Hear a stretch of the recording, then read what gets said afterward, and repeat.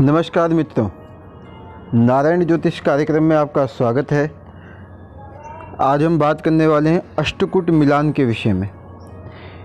विवाह में अष्टकूट मिलान की परंपरा बहुत प्राचीन है। भारतीय संस्कृति में जब विवाह का विचार मन में आता है तो दोनों पक्षों की तरफ से वर और कन्या के लिए विवाह की प्रक्रिया शुरू होती है और उससे पहले दोनों पक्ष ज्योतिषाचार्य अथवा पंडित जी से वर और कन्या के जन्म नक्षत्र के अनुसार अष्टकूट मिलान से गुण मिलाते हैं।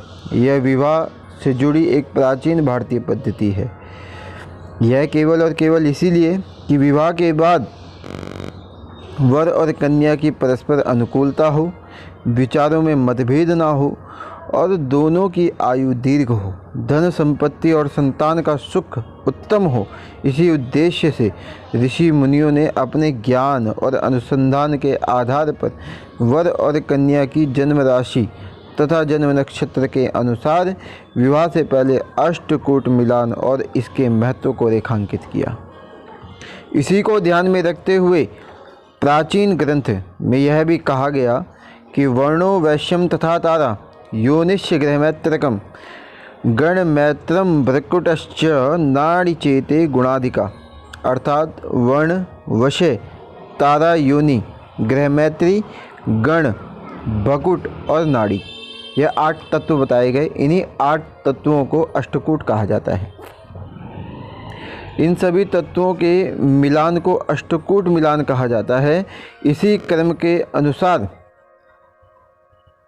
इसके गुण भी हैं, जैसे कि वर्ण 1, वशय 2, 1 + 2 3, तारा 3, 3 + 3 6, योनि 4, 6 + 4 10, गृहमैत्री 5, 10 + 5 15, गण 6, 15 + 6 21, भकुट 7, 21 + 7 28 और नाड़ी 8, 28 + 8 36। यह 36 गुण संपूर्ण जाकर के होते हैं।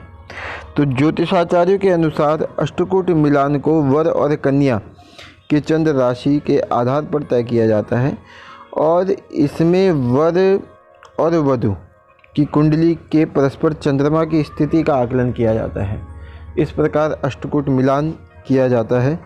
तो जिस जिस प्रकार से जिस जिस तत्व का आपस में मैत्री हो, जिस जिस तत्व की आपस में मैत्री हो, तो उतने उतने गुण जा कर के जुड़ते हैं।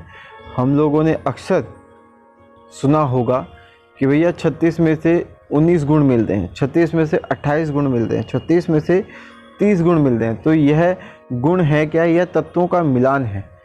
तो इन तत्वों की जब सामंजस्यता होती है, आपस में यह तत्व मिल जाते हैं, तो गुणों की संख्या भी बढ़ती जाती है।